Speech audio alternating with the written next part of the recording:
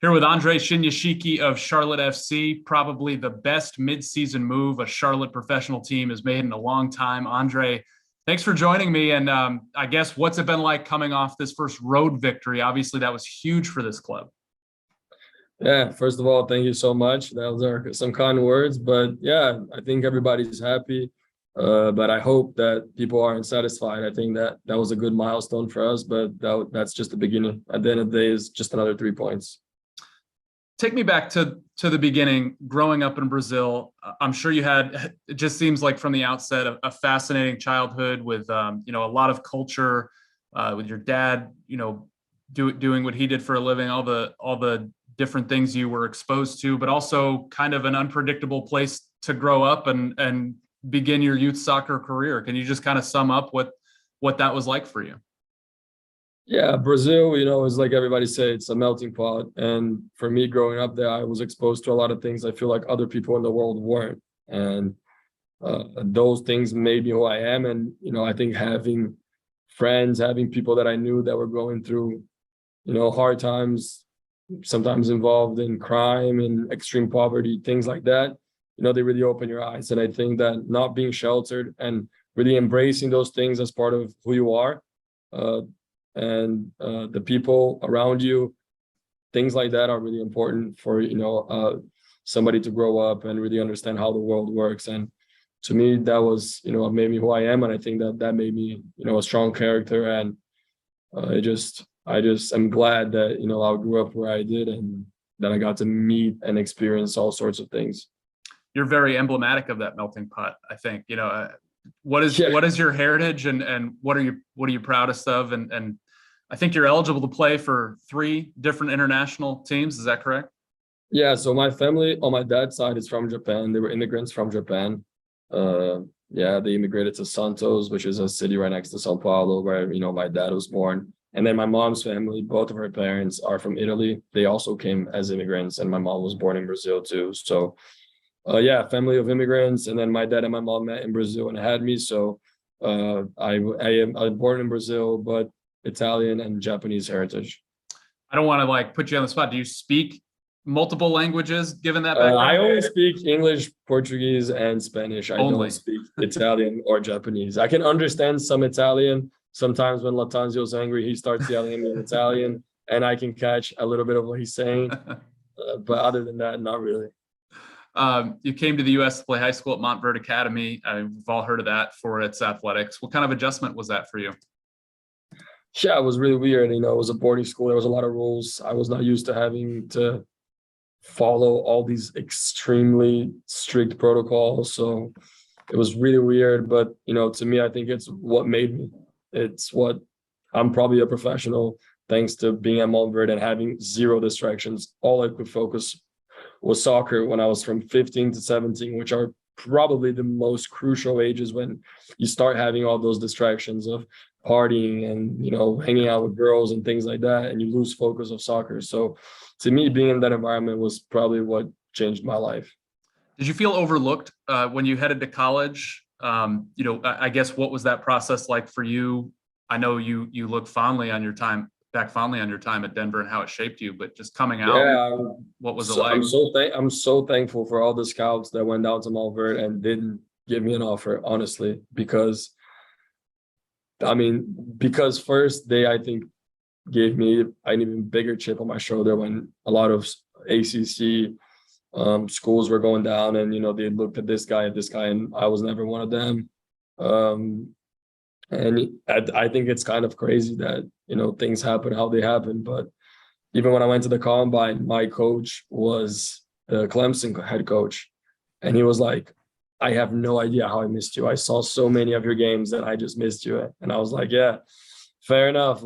Sometimes it happens, and to me, I'm grateful because I ended up in Denver, which at the time wasn't a big school and never, really won an NCAA tournament game. And I went there and I, made history in that school. So to me, I can really take pride in saying that I went to a school and I probably changed everything about that school. Obviously, I didn't do it by myself, but with the coaching staff and some of the other players, we really, put Denver on the map, and I'm proud of that. Yeah, Final Four in the College Cup, first time in Pioneers history. You win Rookie of the Year in 2019 out there in Colorado. How did that kind of shape what you thought your MLS career would be? Did you think it would always be there? Yeah, to be honest, I didn't even in my wildest dream thought I was going to win Rookie of the Year. I just knew that I was being pretty. I thought I was, I came into the draft as a pretty high profile player at that point. People believed in me, but at the same time, all the mock drafts had me going late first round, early second round, things like that. But what nobody knows is that I already had signed a senior deal, which means that I already knew that there was a lot of interest in me. So I just try to stick to that, that principle of having that chip on my shoulder and never stop working. And that's what I did when I got to Colorado. I don't think I started a single game in the first 10 games of the season, maybe started one. And then they changed the coach, and I just was starting every single game after that. So it was really a really good opportunity for me. And, I'm very thankful for everything that happened with the Rapids. Before we move on to your time here, what were the final years there like? I know you just talked about asking for that trade, and that's got to be something that weighed heavily on you at the time. Yeah, it was hard. And I think I probably stuck around for longer than I should have. I probably should have seen that coming earlier, because even in 2020, I was already playing a little bit farther from the goal. Yeah. They were already talking about me, all these different positions that I didn't like. And and then in 2021, I started almost every game in the first 8, and I was playing well. I scored. So I was like, okay, maybe, maybe I'm back. Maybe they see me here. And then they changed the formation again to the 5 back, and it just didn't suit me. It didn't suit me. It didn't play to my strengths. And, to be honest, I carried out the rest of the year pretty unhappy there. I had happy moments, but I wasn't myself. And so I gave it a shot to stay because I really loved, I was thankful for everything they did for me. But at the end of the day, I think that after I came back from preseason this year, I knew it was time. I knew it was time to go. And I ultimately had to push a little bit harder than I wish I had to. But that's because they like me and they liked what I offered. So if they hated me, it would have been an easy piece to trade, but it wasn't. So, I think that proves to also that the things that I was doing well there. So a lot of people might look at it and say, well, why would an expansion side be at the top of your list, as you said it was, to come to Charlotte? Why was Charlotte so attractive for you to want to come and be traded here? Well, first of all, I think Miguel, I knew about the way he played, and that attracted me a lot. I knew he played attacking football. He played with wingers. He played with a striker. He played with, midfielders that get in the box and things like that. That really attracted me. And, I saw how Charlotte played when they came to Colorado, and that was, I was pretty impressed the way they were passing the ball, the way they were moving around and putting us in uncomfortable situations. So I was quite happy when I saw that. So when they came back to the table a week later, I was pretty stoked. So sometimes the expansion teams have, a lot of issues, and it's complicated. Obviously, like I said, I just said to the other journalists that it's really hard to make a good football team. And so that's one of the reasons that maybe some people are like, oh, don't go to an expansion team and things like that. But I want to help. In Colorado, when I first got there, it was a mess. And we kind of fixed it, step by step with the help of the coach, the front office, the players. So now, now a lot of people look at Colorado as, oh, this team that's really hard to beat, have their stuff together. So that was one of the reasons I wanted to come here, mostly the style of football. I've asked all the players what it's like to play in front of this crowd. What is it like to score in front of them? Oh, it's amazing. I honestly didn't even know about the crowd until I saw that first game. And I was like, oh my God, that's unreal.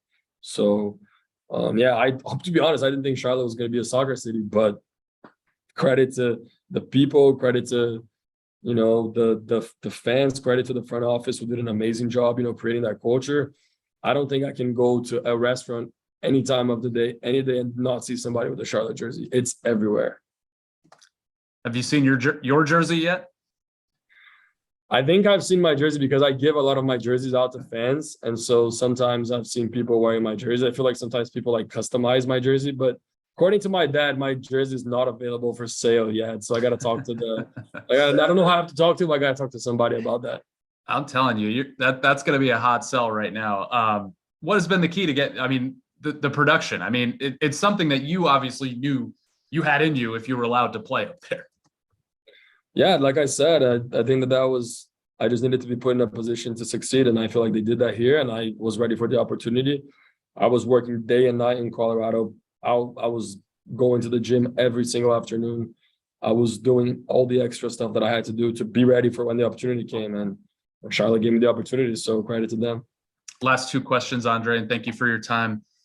You have a chip on your shoulder. You know, I know it's grown bigger and bigger with all the things that have happened along your journey. How have you learned to channel that chip, that passion, into becoming the player you are? I mean, how important is it to who you are on the pitch?